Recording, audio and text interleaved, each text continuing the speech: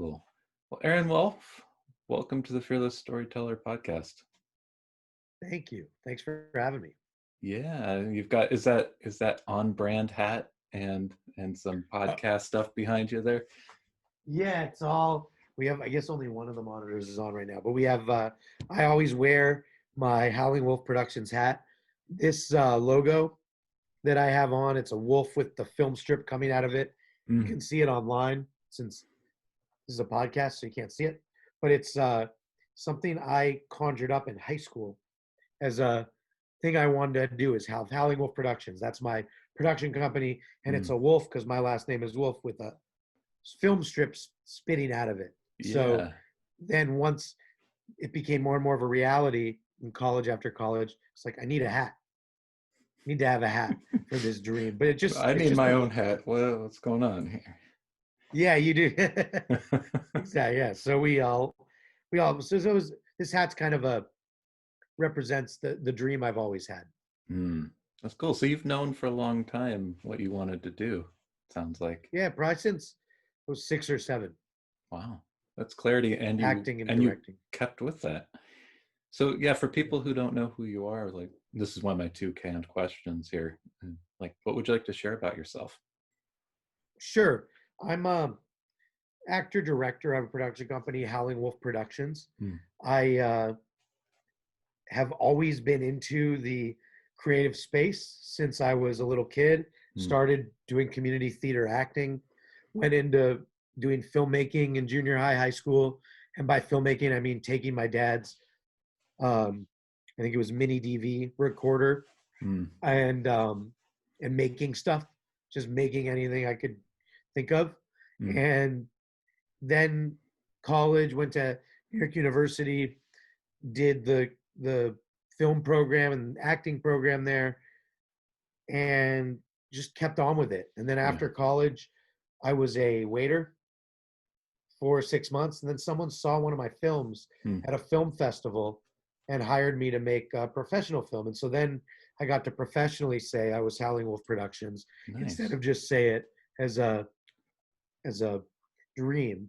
And from then on, I've gone through the ups and downs of the film industry. I've worked within the studio system and outside of it. Hmm. I've worked for Disney and Warner Brothers and been independent for a while now, um, because I love telling stories, Mm, acting, directing in stories that mean something to me personally. hmm. That doesn't mean art house, you're not going to understand what the story is. That just means something that resonates with me. Uh-huh. And uh, So and so all the what's the stories, difference there? Just um, between art I, house and saying something that's meaningful to you, but not art house. um, maybe this is controversial to say in the film community. I like to tell stories that have a narrative beginning, middle, and end, Hmm. whether it's our documentaries, our TV, our film. So we're independent, but we're not art house. If you want to watch a Terrence Malick movie, do not come and watch one of our films. Mm, But if you want to watch something that at the end you might feel something or relate to something or it resonates with you, that's what we do. And that's what yeah, I like to do. cool. Even with during the pandemic, some of the activism I've done and the socially, um, I feel important content we've done, Yeah, or when I've been out on the streets, um, to me, that all is part of that. It's what I feel. So I want to bring that to the audience. I want to bring dialogue to the audience in our show, in our talk show, and in our podcast. yeah.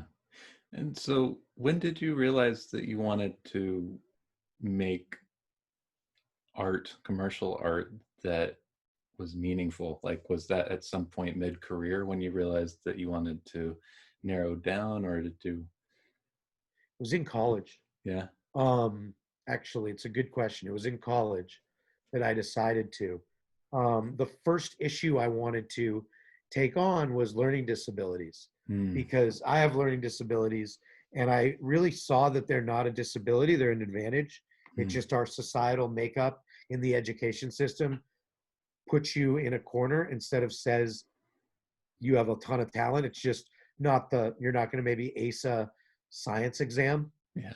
And Yeah. so I made a film about that, bringing comedy to the concept of learning differences, and it won a bunch of awards. And Mm. people, and then it actually, a lot of schools took it, but like bought it, and were showing it in their college or high school to say, look, I brought comedy to it. Me and my friend have both have backgrounds in improv. I did the Groundlings, he did UCB, and so we took those talents and made this comedy about how people with learning disabilities are actually heroes.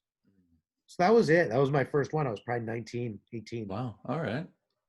So I was just, but it was so fun. So even if you didn't know that much about the world, it was just goofy and funny. It has a big song and dance number at the end. I think it's on Amazon now. It's Yeah. called LDU.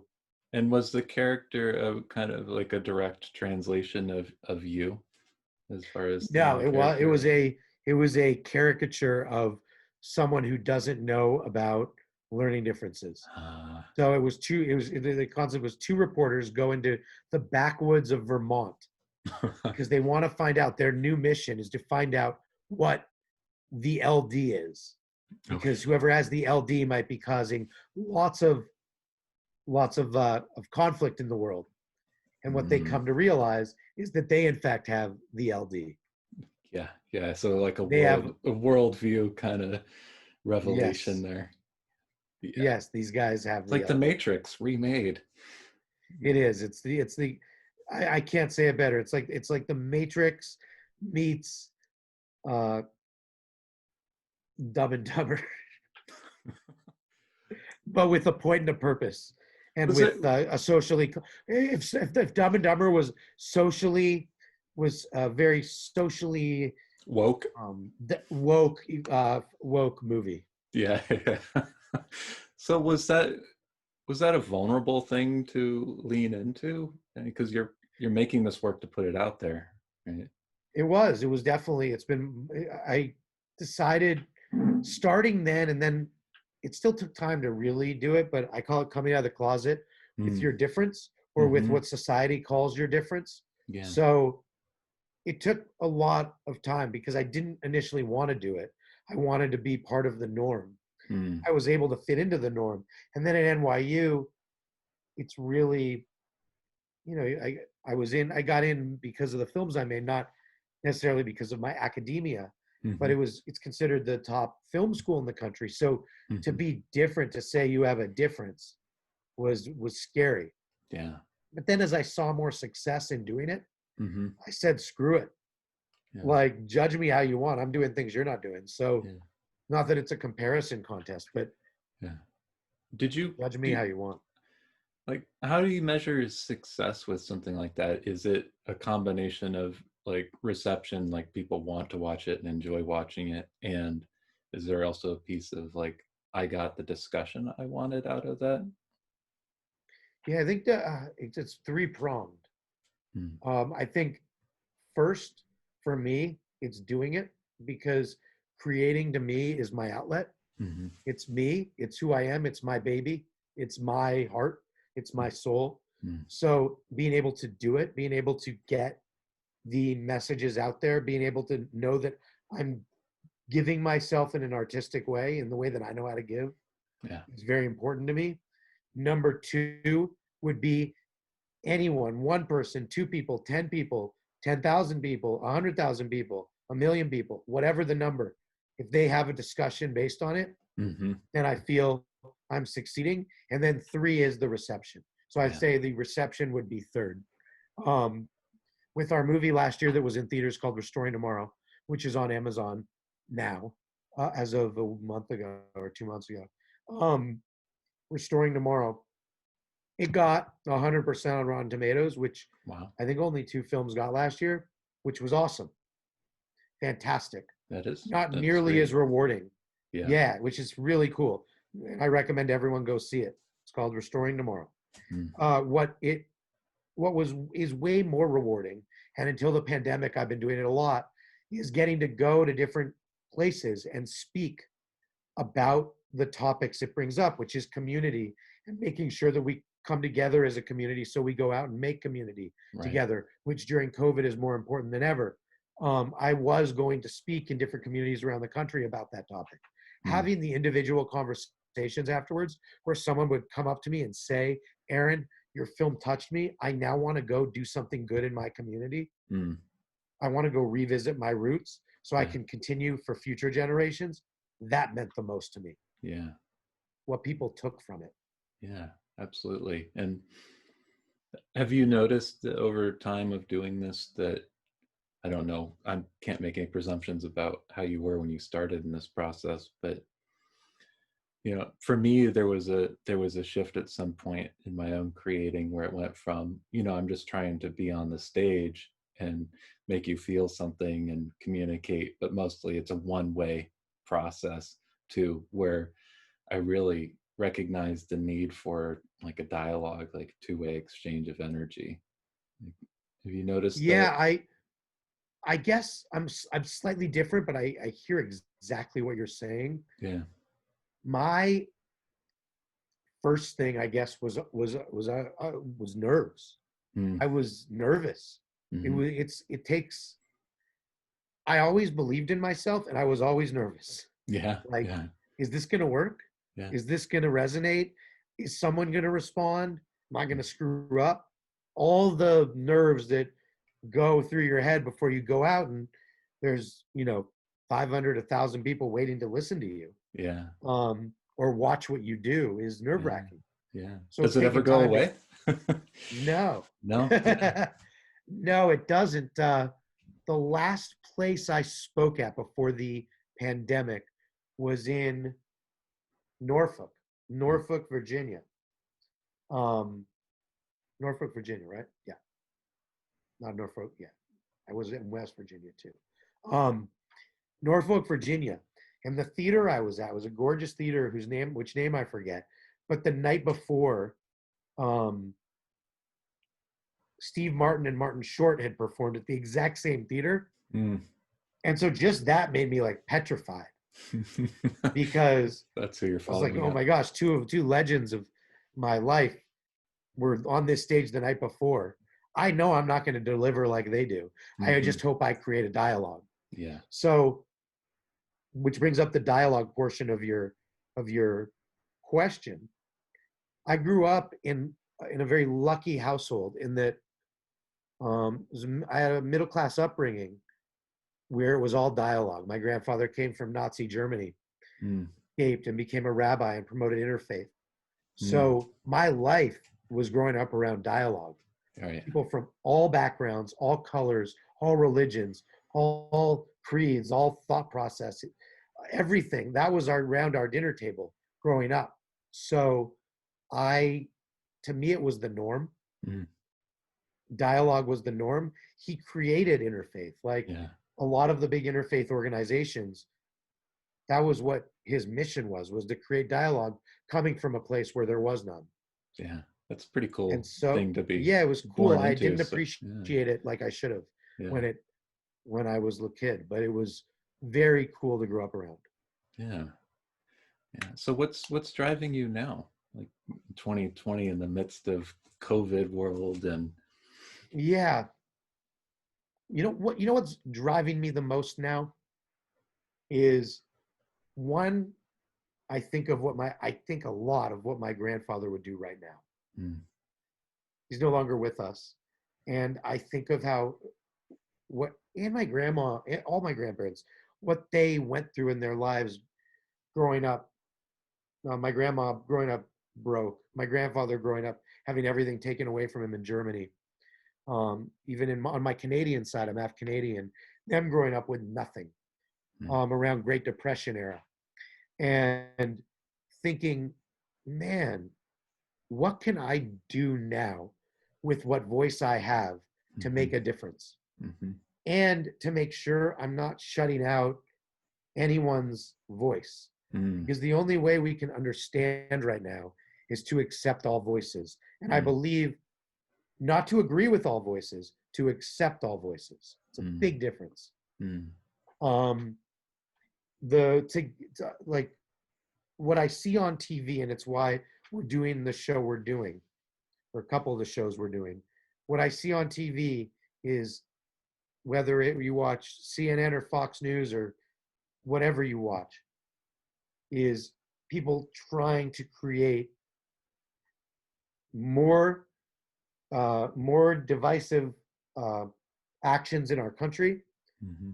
to either promote or reject, but with divisivity, if that's I think the right word, from the president, to really just creating a 7-minute segment of fight. Yeah.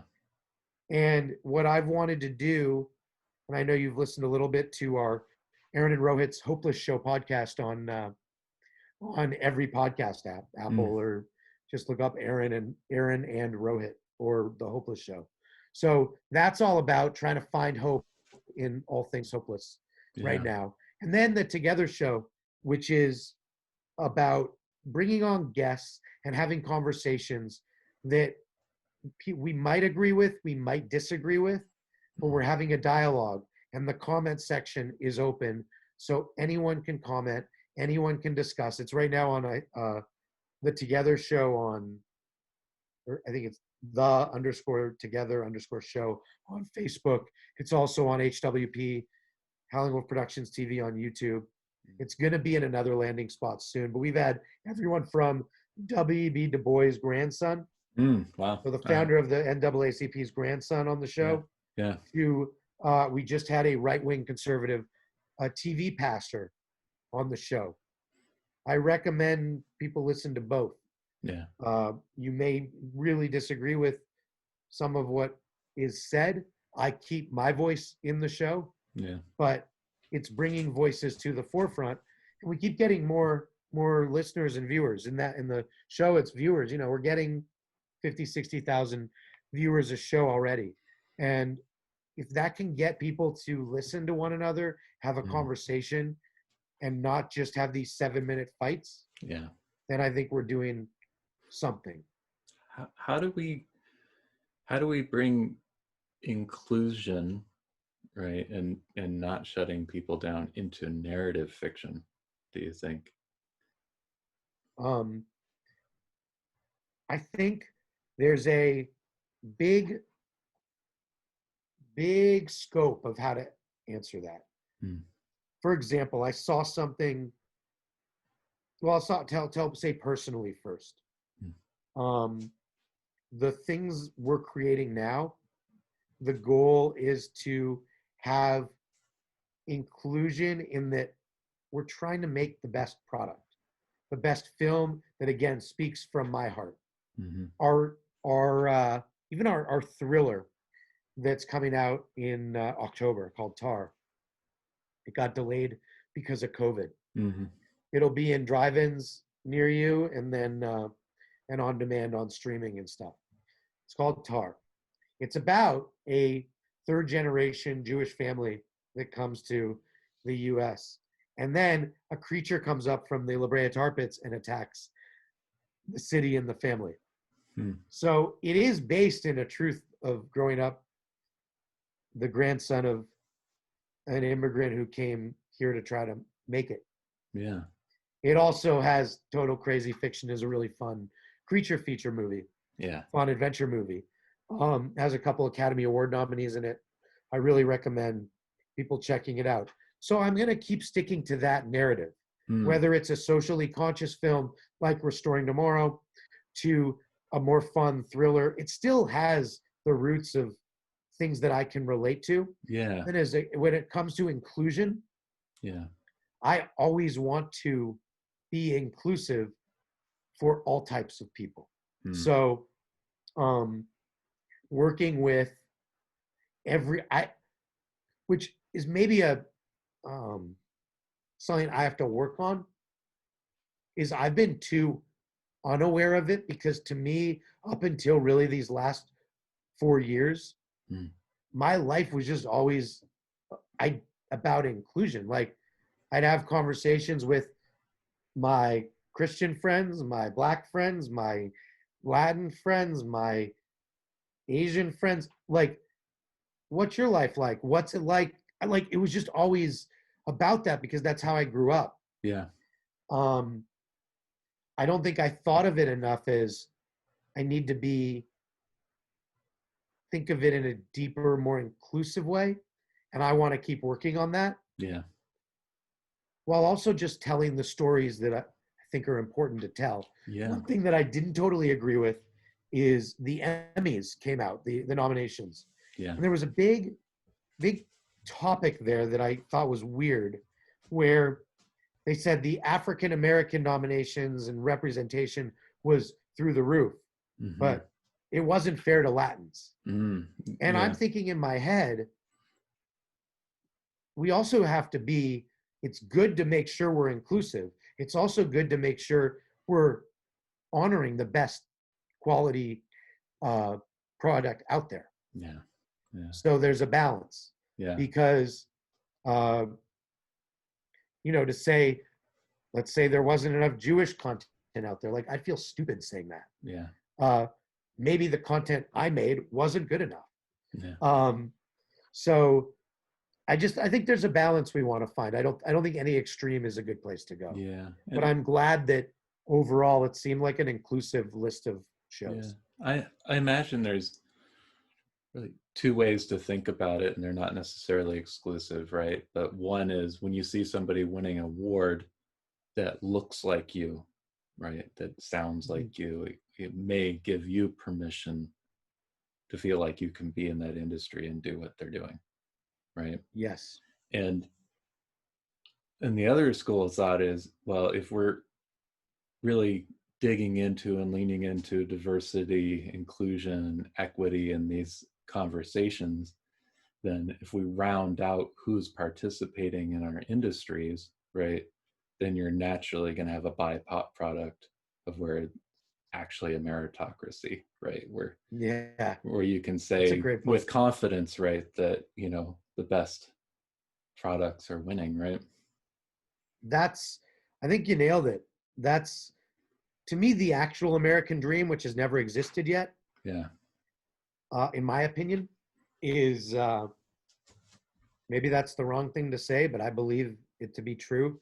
The American dream has been a work in progress, and the failures of it have been uncovered the last 4 years, and really the last 6 months, I think, to a lot of people, Yeah. both from the white supremacy alt-right standpoint, and then from the big social justice movements where it's like, whoa, there are just things that are just not right yet. Yeah. Yeah. Um, the American dream is to have a true melting pot Yeah. where everyone is coexisting, and we're not thinking about race, creed, and culture anymore. We're Mhm. just truly treating everyone equal. Yeah. But right now, Black Lives Matter because they haven't been part of All Lives Mattering yet. Yeah. Yeah. Yeah. And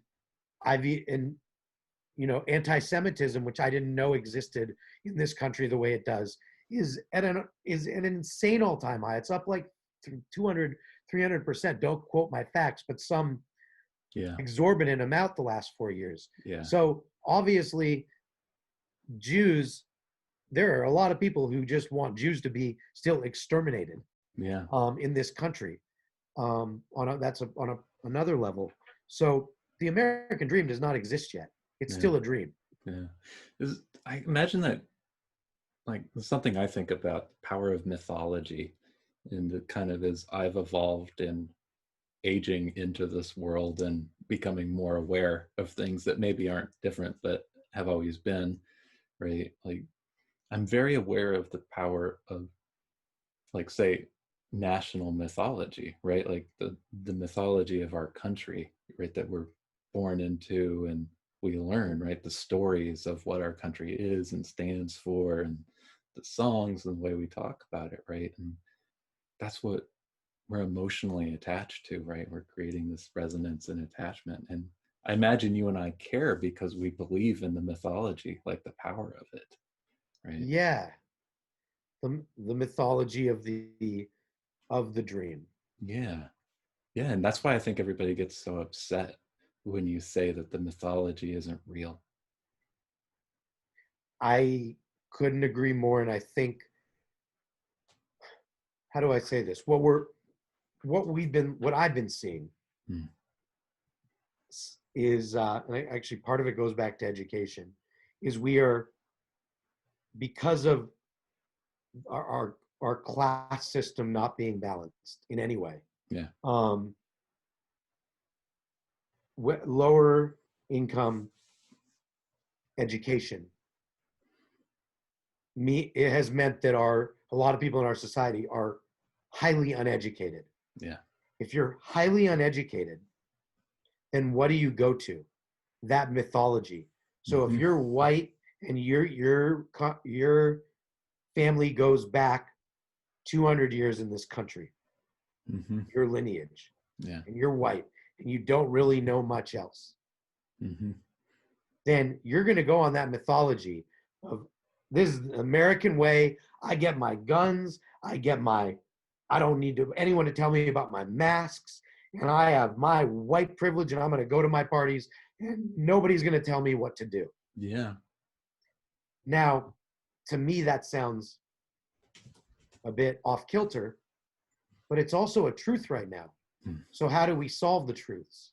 We need to make sure everyone's educated, not in their little bubble, but so that we're in the same bubble in this United States. Otherwise, we're not a United States. We're just states. Yeah. And I think about that in my own storytelling, right? Like, who am I trying to include in terms of not in what's in my story, but like, how do I include different classes of reader or listener in that sense, right? Like, if my goal is to impact people with what I'm creating and it's only accessible to like a certain, like the educated class, right, of people who typically come from universities and right. Yep. Yeah, there's a language to say working class, and there's a language to meritocracy, and there's a language to access, right? Yeah. And I think that's a good thing to ponder. Something I think about a lot. I guess I'll give two anecdotes that come to mind on my end. Um, the the first is, I guess I'll talk of an action I've done. I engage in conversation with everyone. I've been written. So I had two Fox News big guys. One's named Dan Bongino. Go after me. Big Trump supporter. Used to be in the Secret Service, and has a zillion followers. Trump's on his show all the time. I actually didn't know who he was until he went after me, and he went after me, and then thousands of other people went after me. Yeah. It usually wasn't very well thought out stuff. I was called anti-Semitic slurs. I was called slurs about being in Hollywood. I was called, you name it. Yeah. None of it affected me on a personal level. What I wanted to do is help with kindness, is say, where is that coming from? Where is your anger coming from? You don't know me. Yeah. Why do you feel such anger? That didn't work either. Yeah. So then I thought, well, what's the root here? What else can I do?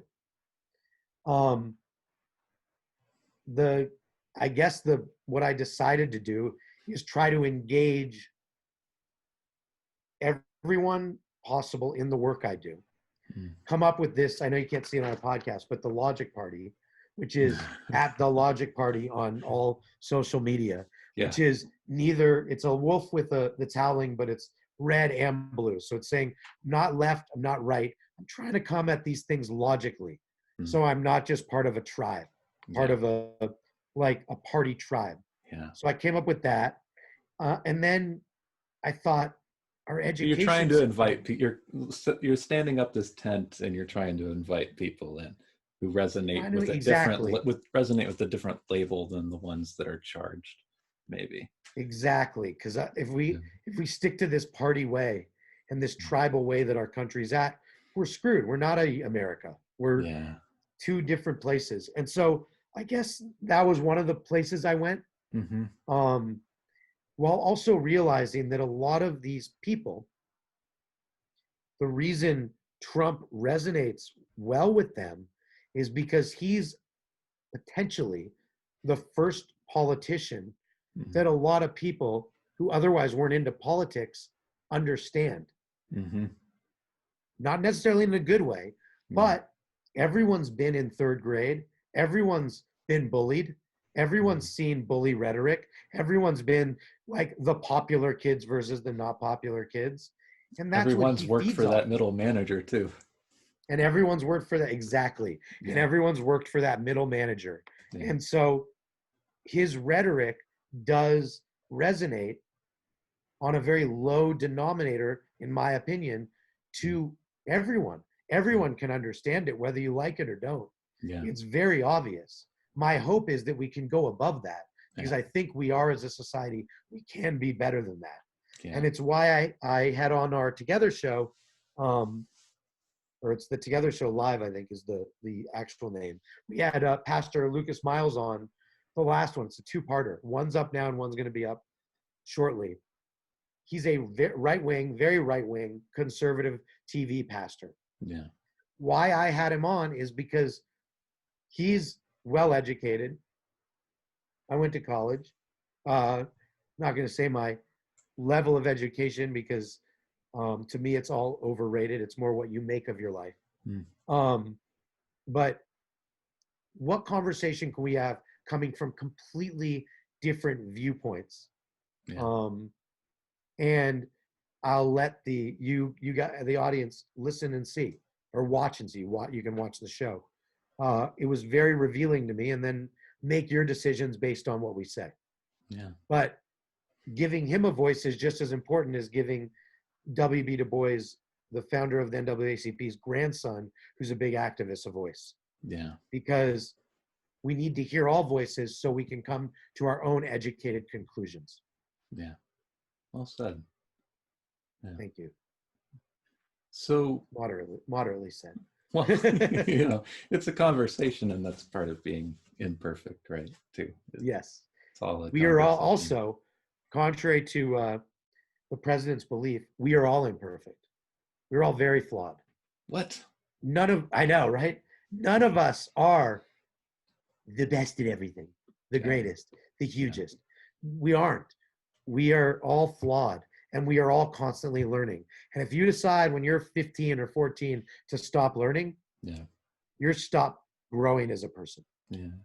And, you know, one of the things I've come to see is sometimes I think, well, I believe for sure that politics isn't really about politics anymore. It's about how maybe it never has been, but it's about how we think about ourselves and our relationship to other, right? And our reaction to other, you know. And if we've been made to feel other, right, by the people we're closest to, then I imagine that's an insecure place. And I imagine there's people out there who've never felt heard, right, or seen. And that would shape your view of how the world works, right? And yeah, I couldn't agree more. yeah, There are so many people who don't feel ever heard. They've never felt heard. mm, They've never, and they're also still stuck. And all of us are. I'm too. There's pieces where I'm like stuck, and I remember things when I was 12 or 13. yeah, Someone bullied me, and I'm like, that's still I think about. Why do we still think about it? Because we're human. yeah, And if you haven't ever been heard, like you're saying, then you're thinking, well, wait, am I now being heard? mm-hmm, Is my voice now being heard? Am I now being understood? yeah, Am I now part of the conversation? right, I think of it a lot also like the Yankees and the Red Sox. yeah, Politics have become like you're a Yankee fan or a Red Sox fan, and you hate the other no matter what your team does. mm-hmm, It yeah, doesn't matter. yeah, You're a Yankee fan or you're a Red Sox fan no matter what, and you will mm, always hate the person on the other side. right, And I think our politics have come down to that a lot. yeah. I think about this. Maybe a reason I'm sticking on it is because of our storytelling, right? Yeah. I imagine people, like, I know I read because for those moments I'm like, oh yeah, this person really gets it. Like something resonates with the way I see the world, right? Hmm. And maybe people don't read a lot because they don't see themselves and their truth in it. but in movies, maybe that's what we're looking for. But like, what is success in storytelling now moving forward when you're creating products? I heard you say fun, and I heard you say things. I want to continue creating things that are meaningful to me. Like, are those two of the pillars of success? Yeah, I think success is one of those four-letter words in a lot of ways, because even though it's many more letters than that, because success, I think, is in a lot of ways, especially right now with what we're going through, success is in the eye of the mirror you look in. Mm. Okay. Tell me more about that. Because some of the moments, again, speaking from experience or my life, some moments when someone would say what I did, some outsider would say what I did was stupid or didn't like it. But if I look in the mirror and I think, I'm proud of what I just did, Mm. I'm proud of what I just created, I'm proud that my voice was heard in that way on whatever I did. If I'm proud looking in the mirror, Mm. that's success Mm. in the creative space, especially. I could go have a massive success with a speech or a film I created or a TV appearance, but not be proud of what I did to represent what I feel. Mm. And I go back and look in that mirror and I feel like a failure. Mm. Mm. So I think it starts with ourselves and being proud of what we're doing creatively in the creative storytelling space. Mm-hmm. And then also, right now, I believe storytelling is more and more and has become niche because there's so many different ways to tell stories Yeah. and ways to get a creative outlet out there. Yeah. That's why it's called a creative outlet. There's Mm. many places to have that outlet. Mm. So as long as you have a conversation or you're starting some interest with a few people, that's a success. Mm. Like, there are many leaders right now, in my opinion, who are making a ton of money, Yeah. who are getting a lot of face time, who are doing all things where you think, wow, look, they have money and fame and power. Mm. And to me, they're failures. Mm. But I'm not them looking in their mirror. Yeah. So I don't know what they actually think about themselves. I know if I was them, I'd be looking in the mirror and thinking, I'm failing. Yeah. Yeah. I'm causing people to die. I'm Mm. causing people to be hurt for my own agenda. I'm whatever it might be. Mm. To me, that's failure. So Mm. success is what we make of it. Okay. So this brings up a question I wasn't going to ask, but is that what a villain is? A villain. I think a villain is also in the mirror because to one person, a villain is another person's hero. Mm-hmm. And if anything, I've learned that it's something I didn't think about as much. I thought we knew who the bad guys were. Mm-hmm. In these last 4 years.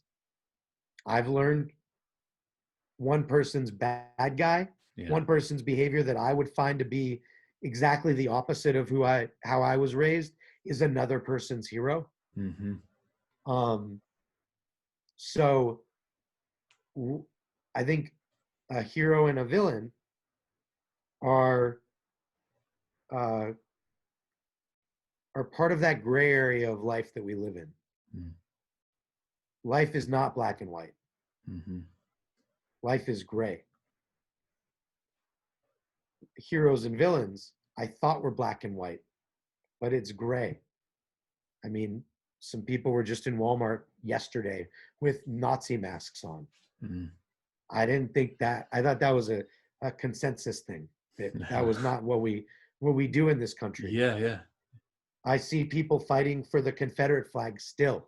Yeah. To me, I thought that was obvious. That's the villain. Yeah. That's not what we want. Yeah. So,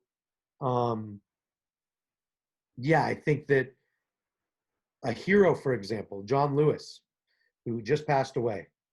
In my mind, a guy who almost lost his life because he fought for the freedom of African Americans in this country Yeah. and marched with Dr. King.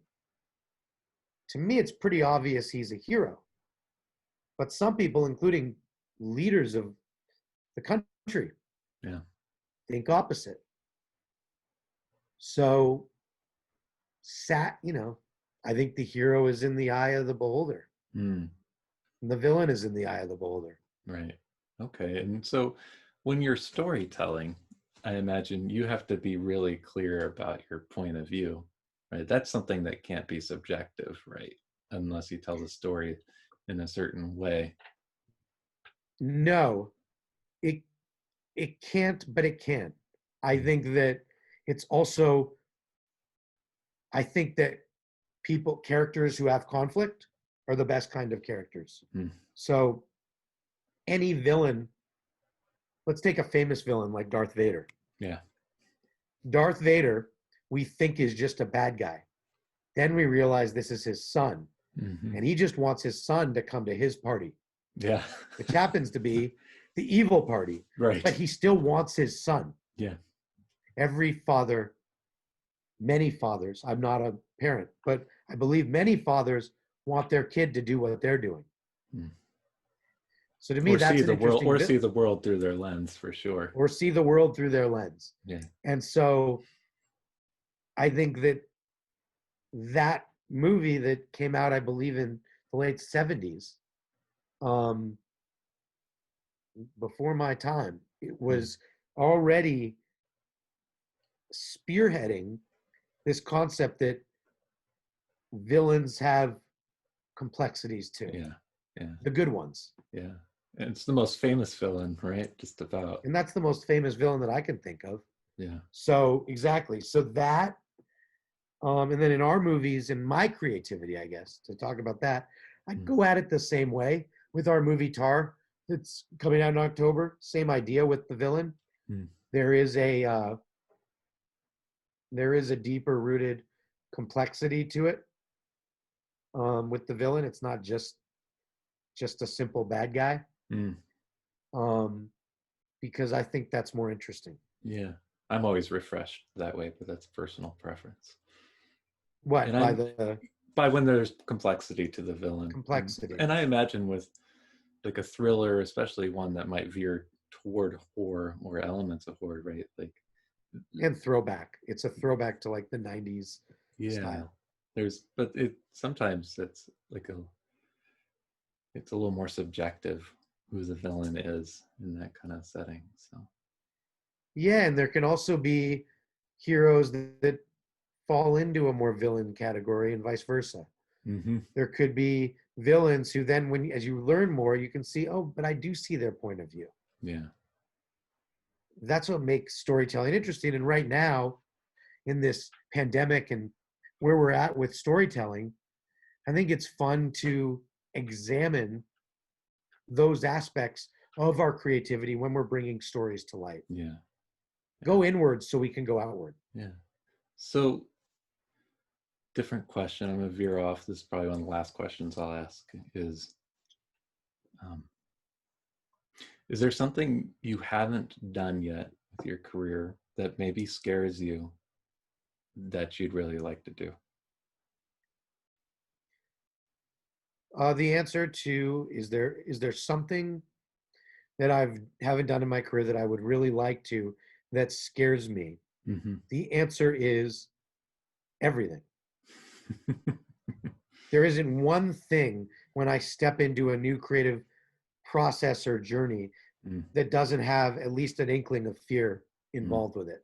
And I think if I wasn't, I'd be not doing my job right if I didn't have that fear. Right. Because fear propels me. Anxiety, nerves. Is this going to work? That's what propels me to do it. If it was too easy, then why are we even doing it? It's just too easy. Yeah. So so for me, all of it, everything from, Like when I just did, so this was a new thing as of last week that I hadn't done, which was have this right-wing TV pastor on who has a big following, and I knew that this conversation was going to be the first conversation like it on this show. Hmm. And I was nervous. I was like, is he going to walk off the show? Are we going to get into a fight? I'm going to try my damnedest not to. Mm-hmm. But there was a fear. There was also a lot. What trumps the fear for me is the exhilaration, excitement, and determination to succeed in whatever I'm going to do. Yeah. But there's always fear. Yeah. Has anybody ever told But you couldn't do it? has anyone ever told me I couldn't do it? The Everyone. voice that mattered. Everyone. I have been told. In my email handle it says every no I've had has led to a bigger and better yes. Because in the entertainment industry and in most industries, I'm guessing, almost any, you get a lot more no's than you do yeses. Absolutely. And every no makes me more determined than ever to make sure that a better yes comes out of it. Yeah. Because everyone wants to be a dissenter. Yeah. Everyone wants to, and not everyone in the broad, like there's always outliers, but in general, everyone wants to be a dissenter. Everyone wants to say no. Yeah. Everyone wants to say, and every person, the most famous people that I've been able to interview or talk to or hang out with or be friends with, they all say the same thing. Yeah. So yes, I've been fearful and told no a lot.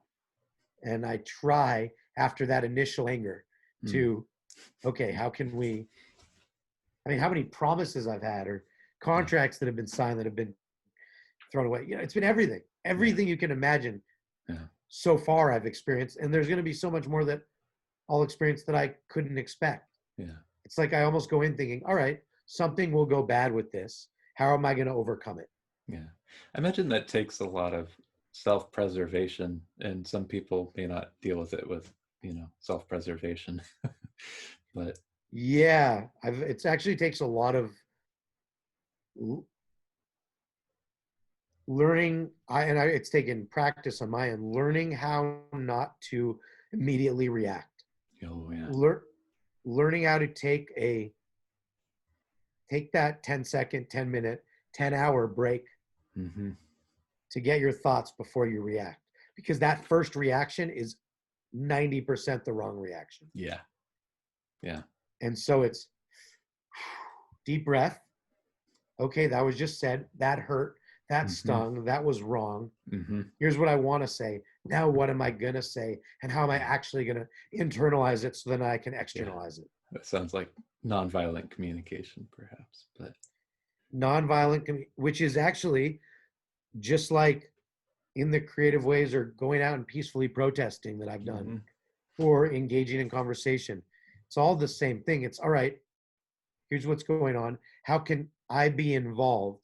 How can I not be complacent? How can I not sit in a room and just be angry about what's going on? My whole area in Los Angeles got looted. Yeah. So how can I not just be angry, think about it, deal with it, and then do the right thing? So the day after my area got looted, I went and cleaned. I went and took a scrubber and a razor and cleaned the graffiti and swept. Yeah. Now that was 8-10 hours after. The immediate reaction was, we need social justice and this has to stop. And I don't know, you just want to like burn the place down. Yeah. But that's not good. That's not healthy. No. So we have to, I think everyone on the right, on the left, and everywhere, and in creative storytelling, when you get told no, or when you don't hear the answer you want, take a deep breath. Don't go right to someone and try to fight them. Don't go right to Twitter and bully someone. Take a deep breath, take self-inventory, and then make a decision of how you want to approach the situation based on that. That's sage advice. So for people who want to find you, how can they learn more about you? Sure. So I think I've said a few of the different things we're doing. Me personally, I'm at the Aaron Wolf, THE, Aaron, Aaron Wolf. Our company's Howling Wolf Productions or Howling Wolf Prod on all social. Okay. And if you want to reach out to me and have any questions or thoughts, don't like something I said, like something I said, by all means reach out. I like to Cool. respond to everyone. Um, and then I do encourage everyone. It's on Facebook. It's the underscore or it's the Together Show or the Together Show Live. I Cool. And also post you have about it. links from howlingwolfproductions.com to all that. Yeah, if you go on Yeah. howlingwolfproductions.com, you can see all that stuff as Great. well. But again, just reach out. That's how you can find me. And also, I'm not the Aaron Wolf because I'm the only one. It's just when I decided to pick a handle, Aaron Uh-huh. Wolf was taken, so I Yes. decided to put the word "the" in front of it. It was that 90% moment where you were pissed and you're like, well, screw you, buddy. I'm Yeah. the Aaron Wolf. Also, I'll go back to what I was talking about earlier about getting bullied by some of these pundits on Fox News. By the way, a channel I've been on. I've Nice. been a guest on Fox News, talked about what I believe, and was accepted by them. So it's kind of funny that then these guys bully me. I Yeah. met all of the characters on it. But what to go back to it, when I started getting bullied by these people, one of the things that they bullied me about was that my handle is the Aaron Wolf. Mm-hmm. Because they'd say, "Oh, you look at you, you think you're so great that you're the Aaron Wolf." And to the ones that I felt like writing back to, I would say, "No, it was just that was the handle that was available that was suggested because Aaron Wolf was taken." It Sounds like a was like Seinfeld episode. it kind of was, yeah. It was very Larry David-y. So it was just like, no, I'm not. It was like I had that option or like Aaron Wolf 465-328. So I chose the Aaron Wolf, a lot simpler. There you go. So that's how you can find me. And I hope anything I've said has been of some resonance to your listeners. And by all means, reach out if you agree or disagree with anything I've said Fantastic. or we've talked about. Great. Well, Aaron, thanks for being a part of the podcast. Yeah, it's been an absolute pleasure and great job on your end in bringing up some really timely and important issues. Thank you. And keep creating, everyone. Yes.